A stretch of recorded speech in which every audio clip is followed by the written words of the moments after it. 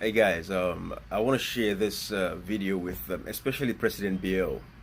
The reason being, I want you to see what it's like, to when you have the right people in the right places, right? As opposed to when you have square pegs and round holes. This is not just about people having their PhDs and not even having a sense of what curriculum is and what the education itself is like to set up educational institutions that are going to benefit the lives of the people of Sierra Leone. President Bio, I know you meant well. It was a lot of pressure for you to appoint this minister that we have for basic education called David Shenge. But the fact of the matter remains, this has nothing to do with the fact that, he's building across the beach and all that stuff. But we know he's not qualified for the role because this guy has never ever run an institution that has to do with education. He was a student, but never an administrator. And what you need as a minister of education is someone who has been an administrator of educational systems across the globe or in Sierra Leone.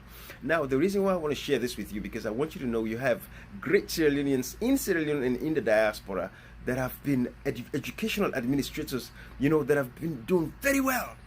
I'm going to give you one classical example. And I'm very sorry, Dr. Nicole. I'm very, very sorry. But I want you to know, I'm not going to call your first name, but you know yourself, Dr. Nicole. President Bio, this man has been running, like DC schools in the United States for so long, in the capital of Washington, DC itself, District of Columbia, Washington. He's been running schools. These are the kinds of people that you want to run the educational sector in Sierra Leone. So the reason why I'm sharing this video with you, this guy is from Ghana, but I want you to listen to him carefully on how you can change the educational system in Sierra Leone, for which David Shenge has no clue. David Shenge has no clue. But you have tons of Sierra Leoneans that are administrators that would have changed the educational system in Sierra Leone, and in turn would have given you the kind of name that you're looking for, that you wanted a free quality education. But right now, as it is, it's just a big term that is being floated in the air, but nothing is being done. So President Bio, watch this, listen and learn and take from this and see what you can do to get administrators and not somebody who was a student, who has not even worked or taught in a day in his life. This guy graduated from a PhD in 2018. He has been a student and not an administrator. What you need is an administrator and not square pegs and round holes. Watch this video for yourself. Dr. Nicole, kudos to you. I appreciate people like you that have had this, experience, and people like you are the ones we need in Sierra Leone to fix our educational system. I'm very honored and excited to be in Kenya. Kenya is leading the way in education reform. And I tell you one thing, I was not invited here because I'm the Deputy Minister for Education in Ghana. I was invited here because I have many years of experience in education reform in America, where I taught for 10 years and built schools there, charter schools in Los Angeles. And when the president of Ghana, at the time he was a candidate, came to California, visited one of my schools, he was amazed that a Ghanaian could go to America and build schools there. At that time, about 200 workers who were working for me. And he asked me, would you consider coming back to Ghana to help me change the education system? And the response was, yes, I will consider. But it was not easy. I grew up very poor in Ghana. And I was in America having the American dream. 200 workers working for me. A black man in America. And it was a good life. Then somebody is saying, come. So I met with a mentor of mine who happens to be a former congressman. I asked him, should I go to Ghana? Should I stay in America? And he said, yeah, I'll tell you one thing. You've done fantastically well in America, but America can do without you. But maybe your country cannot do without you. He spoke to my heart. I was ready to come. I went home and told my wife, we are going back to Ghana. He said, going back to Ghana after 26 years? Are you serious? Yes, we are going. And long story short, I found myself in Ghana. I ran for parliament, elected, and the president asked me to be a deputy minister for education. The president had a vision in Ghana to transform the education system, and that is why he asked me to come. He said high school should be free, and people were saying, how? It's impossible. He said it was possible. He handed the responsibility to us. The reason I'm bringing this up is this. When you have a determined president, everything is possible. And that is why when I look at the curricular framework and the work that you are doing here, I was excited to have been invited. You see, in education, there are three things that you have to do in order to transform it and make education relevant to the fortunes of your country. You have to look at access. You have to look at the quality of the education system, and you have to look at relevance of the education system. Every aspect of this is being tackled in this country, just like we are doing in Ghana. So when my president began the free senior high school, and people said it was not going to be possible, they were right when they said, you don't have the buildings.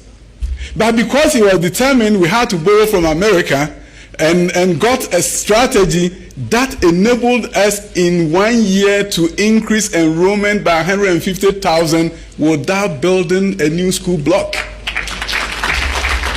And that is what a determined president allowed you to do. The political risk was huge, but he said, go ahead with your knowledge, support your minister, get it done. And we got it done. And we introduced a double track system in Ghana. And as I said, go 150,000 students to go to school. Then we have to look at curricular reform just like you are doing. It seems like Ghana and Kenya are twins, and I've come here to realize that most of the things you are doing, we're also doing. And as I talk about access, you've done fantastically well. I look at your numbers, it's amazing. Then you are looking at quality through the reform of your curriculum. You see, the olden days where the teacher expected you to just memorize facts to him or her and you are the best student, it doesn't pertain anymore. If you do that, you are not going to change your country. Yeah, they will memorize it to you, but they walk into that company and the CEO is not expecting them to memorize and they fumble. The Brookings Institution recently did a study and it said that we, the developing countries, if we have to catch up with the rest of the world, the developed nations, it's going to take 120 years. And they recommended that the countries that are going to do well are not the ones who are going to wait till they finish access and look at quality and then relevance. They said the countries that are going to do well are the ones that will tackle the issues of access, quality, and relevance at the same time. And that is what they call leapfrogging inequality. You can look at the book, Leapfrogging Inequality. Kenya is on the right track to leapfrog inequality. And based on what I've seen and what you are doing, it's not going to take you 120 years. It's going to take you shorter than that. The Asian tigers that we talk about, it didn't take them that long because they did everything concurrently. In South Korea, at the time of independence, Ghana had more money than them, and probably Kenya also had more money than them. How did they do better than us? They did it concurrently. As the economy was improving, they were investing heavily in education. And out of that, they were able to catch up with developed nations. Our GDP in Ghana, gross domestic per capita, was higher than South Korea. Recently, South Koreans came to Ghana with a group of investors, their Exim Bank, and they were going to give Ghana a loan. They showed us 3 graphs at the Ministry of Education. The first graph was the GDP of Ghana per capita compared with that of South Korea in 1960. Ghana was way ahead of them. They showed us the second graph, which actually looked at where we are now. Per capita income of Ghana and South Korea, and of course, they are way ahead of us. And they asked us the question. I was the chair of the meeting. They said, why do you guys think we are now better than you? And of course, I was scratching my head in shame. Somebody comes to your country and asks you, why am I better than you? And then they showed us the final graph. The final graph was a gross tertiary enrollment ratio of South Korea and Ghana compared. That is, if you take the youth between 18 to 23, how many of them are in some kind of tertiary education, whether it's nursing, teaching, any other thing at the tertiary level? Ghana was 16.19% and South Korea is 93.6%. So they said, this is why we are here to give you a loan so that you can build a university. And I promised myself that the next 60 years, I don't want my grandson to sit in a meeting like that. I want to tell you one thing. I landed at the airport and I saw the airplanes and beautiful ones. We don't have a national airline. You guys do. And you said it's the pride of Africa. And truly you are the pride of Africa. Because it really made me proud to see that another African country has all these airlines. But also what occurred to me was that if I look at the example of Brazil, the Embraer aircraft, it was a university that partnered with MIT and invented it. So my challenge, and I met with my colleague, the Secretary for Education, I said, Mr. Secretary for Education, when can we create aerospace academies for students in primary 1 all the way to high school? Because that is what is done in America. When I was building schools, we are not waiting for the students to get to the university for them to understand aeronautical sciences. There are schools from KG to high school focused on aeronautical sciences, tapping talents of students who are interested in this field across the country. And when we do that in Kenya, you will just not fly airlines, but you are going to have children who will be excited about transforming this country to do through the aerospace industry, and your children are going to build the airplanes that you'll be flying. And I tell you, I know what I'm talking about, because in America, it will take me about 50% of my effort in the classroom as a mathematics teacher to get the student to pay attention to me. I go to Ghana, I walk into the classroom, the student will stand up for me, and they will not sit until I tell them to sit. The children of Africa are ready to learn. And if we don't get them to be the best in the world, it's not their fault, it's our fault. And that is why I want all stakeholders to rally behind your great president. His vision is clear, and I'm not saying it as a politician, I'm saying it as an education expert, as someone who has a PhD in education policy and administration from University of Southern California, and somebody who has built schools in the US, that there's something great about what we have embarked upon. There will be challenges. But don't allow the challenges to stop the vision. I know the time is limited, but I'll tell you one story. When we started Free Senior High School in Ghana, and we started with a double track, and the president promised Ghanaians that 5 to 7 years I will eliminate it. You see, when the president speaks, it's a law unto us. So we had to go and say, how are we going to do it? And then we got an innovative idea which says we have a dedicated source of funding from the government through taxes for school infrastructure development. So why don't we project what the revenue will give us in 10 years' time and look at what the Americans do when they are building schools. When a city in America is building schools, they don't wait for the money to trickle in every year. They borrow against a dedicated source of funding, use that to build the schools today, and then wait and pay it down. So we look at the source of funding for education, for school infrastructure, and we realize that if we borrow 40% of the revenue that will come to us in 10 years' time, it will give us $1.5 billion. And we did it. So if $1.5 billion wouldn't have come from the World Bank, they wouldn't have given it to us. But that money was sitting in Ghana. And when the president was fiercely determined that he needed to do something, all of a sudden ideas came and were able to generate $1.5 billion in Ghana. And as I speak with you, we are building schools everywhere.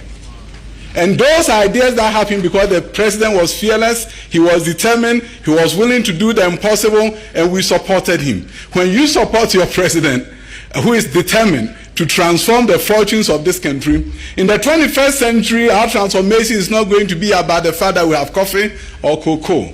It's going to be about the fact that we have created creative minds around the country. For those of you who are not in education, I don't want to bore you with education jargons, but there's something called the Bloom's taxonomy. And now we have the new Bloom's taxonomy. The highest level of learning is when children create something, and not when they memorize facts. So when you look at the new Bloom's taxonomy, instead of telling the children in your classroom to talk about the effects of pollution and what causes pollution, those are good at the basic level, comprehension level. But you want your kids to be the best in the world, you are going to ask them to create a city without pollution. And that is where the ideas will come to the... That is where great ideas will come. And that is what your curricula promises. And I want to be able to come back here maybe 20 years' time and see your aerospace high school and where children are actually designing something unique and profound. Because if you wait till the university for them to know aerospace, you are late. Other countries are not doing. This curriculum promises you that. I'm excited to be here and also to tell your president and your nation that Ghana is ready to partner.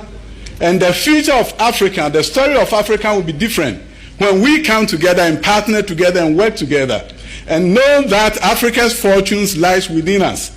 And there are things that we can do, of course, with support from our friends from other nations, but the future of Africa depends on us and is going to take bold leadership of African presidents and other leaders to turn the fortunes of Africa around so that the story of Africa, when it's written, some of us will find our names in the appendices. I went to UK, visited UK and went to the parliament, and I saw statues everywhere. And there was a colleague of mine who was right behind me, and I turned around and I told him, I said, I'd rather be African.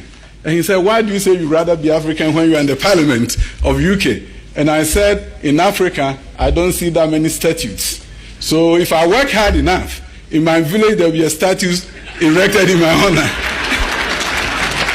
So when all of us work together and work hard together, it's not just going to be the story of our illustrious president, it's also going to be that under his tenure, under his watch, all of us came together, forgot about our differences, and put the Kenyan child in the center of our focus and our target, and we did everything possible to transform Kenya. And that is what the story should be, and that is what the history should be. God bless you, God bless Kenya, God bless Ghana.